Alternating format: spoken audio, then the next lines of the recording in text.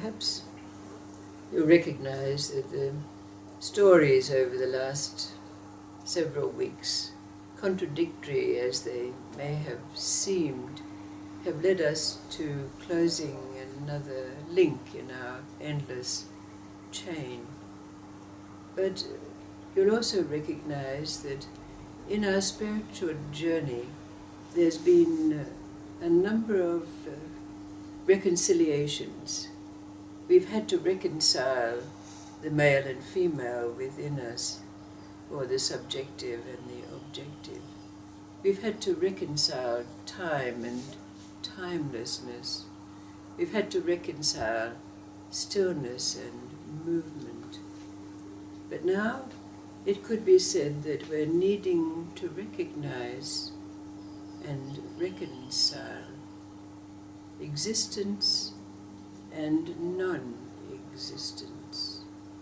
So there's a story that's been told several times over the years, but in fact it was only half a story.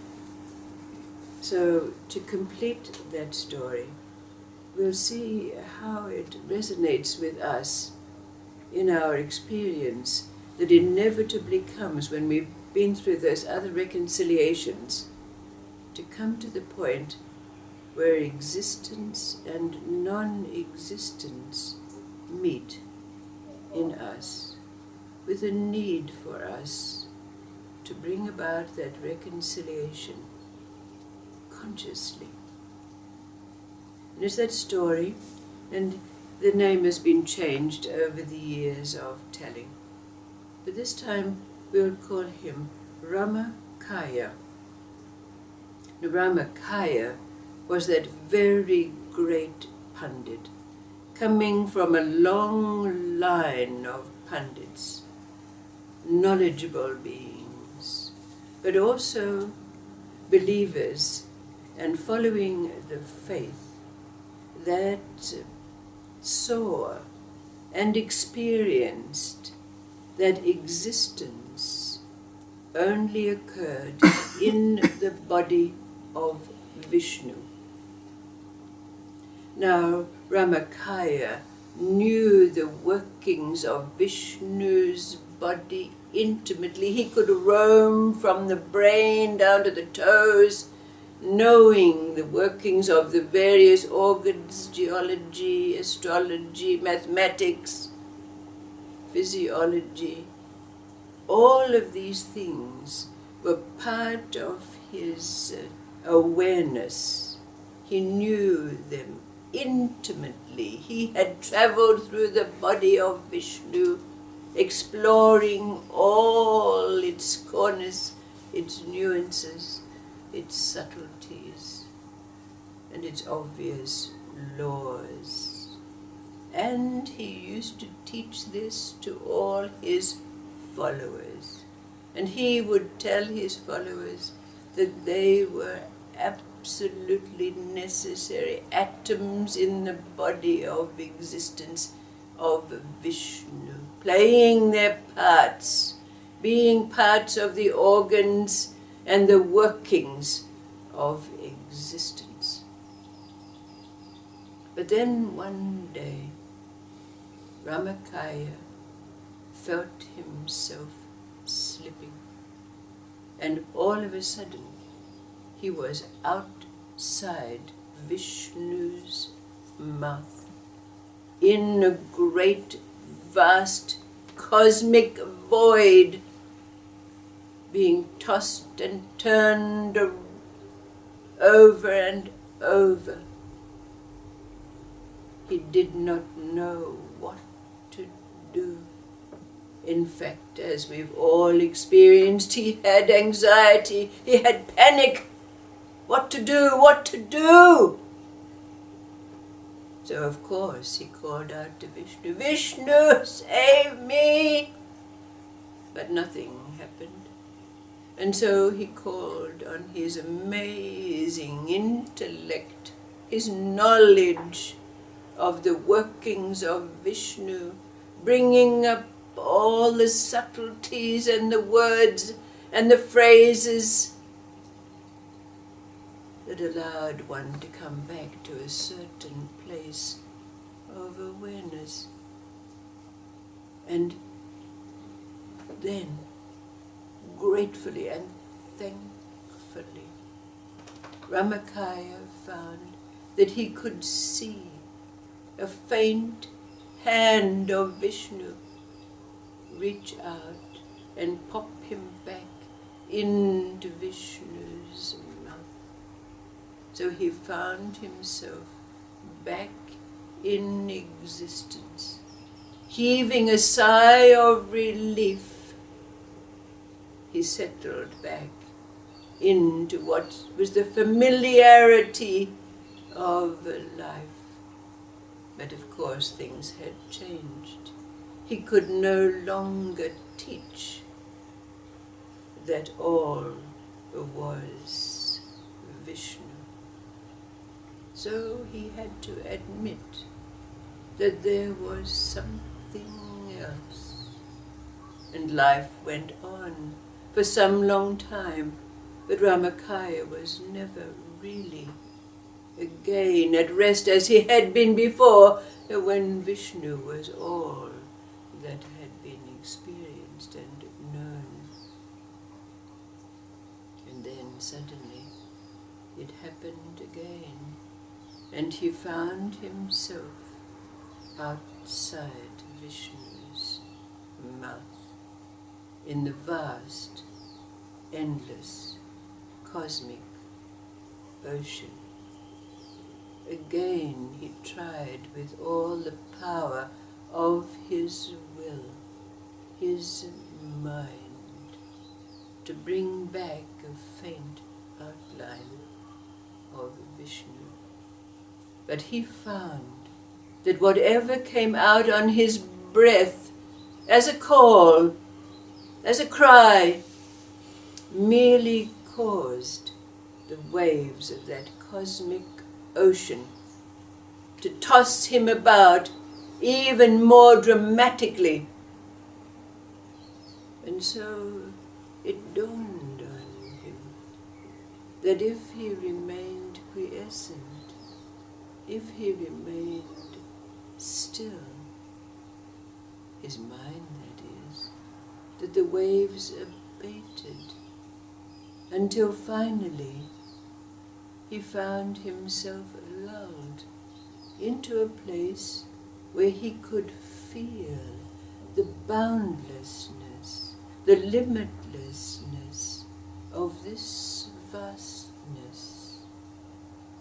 But just as he was settling into what might be called the peace, harmony of this state, he suddenly saw a sleeping child. And as he looked, that child awoke and began to stretch itself.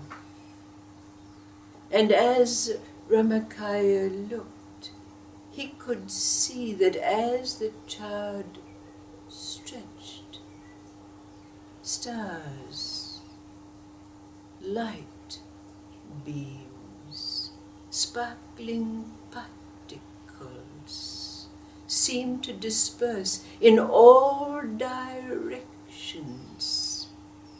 But then, as he looked, that child came over to him, pointed its finger at him and said, "You!" Ramakaya immediately felt in himself, how dare this little being speak to me like this? The great Ramakaya, who'd only been used to be called by honorifics, the great sage, the master of the universe. Who was this child? So Ramakaya demanded, "Who are you?" And he wanted to teach this child a lesson. So he tried to grab the child. He began to move in this vastness, but each time he tried to grab the child, it dispersed into particles. So it went on, the dance between he, Ramakaya, and this child of light. Was it light? Is it light? He asked himself. Because as he played with this child, no point, no vestige of Vishnu appeared. Where was existence? Where was life as he'd known it, to his great mind? As the dance came to an end, the child went to sleep again, and Ramakaya, observing it in its stillness, seeing even in its sleep the particles of which it was formed, moving in and out like universes, coming and going. Ramakaya found himself peaceful in ways that peace had never been known before.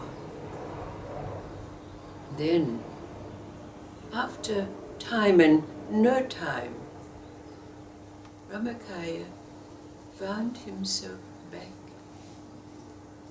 inside Vishnu once again. But as he basked in the wonder of the movement of the wind in the trees, the sound of the birds, the waving of the grass, the sounds of the cowbells in the distance, he built himself a little hut by a stream. And never again, not even for an instant, was there any need to differentiate, to draw a line. No longer was there existence and non-existence.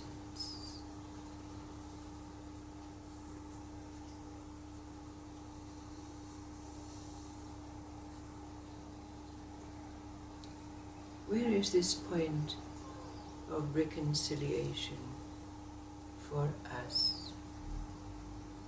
Recognizing in the milestones that we've been before, where our male and female, our right brain, left brain, with the experiences of life, come together and find harmony.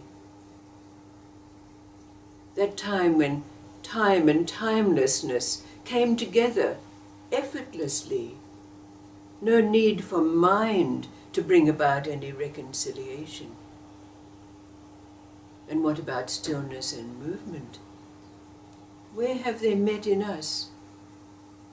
Is it a point of mind where we brought them together or bring them together? So how is it in us that existence and non-existence meet and become seamless, one? But recognizing that we have had to experience both, being and living in time, and experiencing timelessness, having experienced stillness within the movement, having, after many relationships, reconciled the male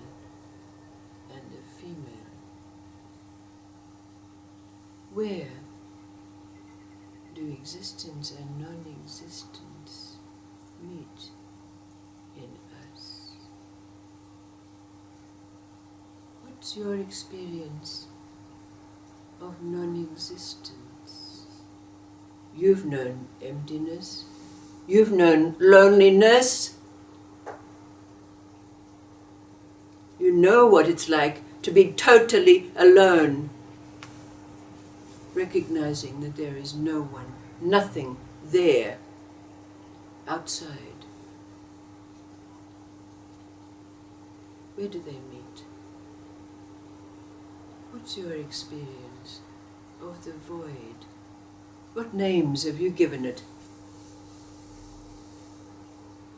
And now, at a point where we've known both, where do they meet? Existence and non-existence, the form and the formless.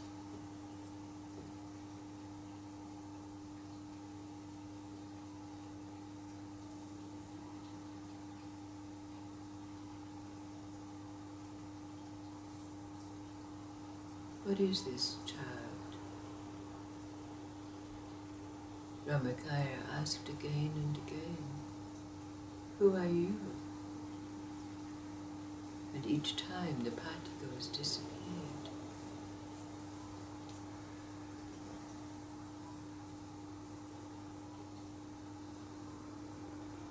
Who is that child in us that no longer allows us to grasp, have opinions, make real what's not?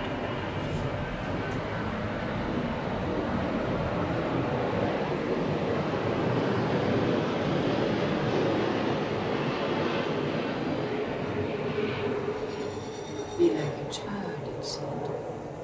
Be like a child. Who is this child that we can now claim? We can't grasp, form it, even perhaps give it a name.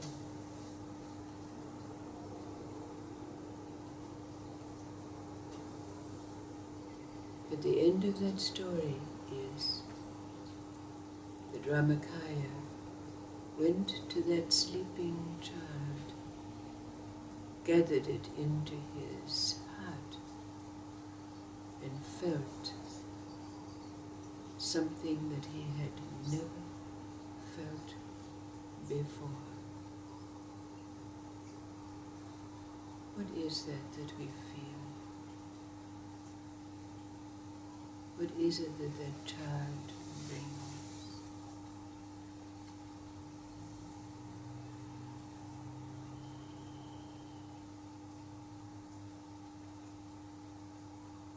Until we recognize existence and non-existence, we cannot embrace or be embraced by that child. Where do they meet?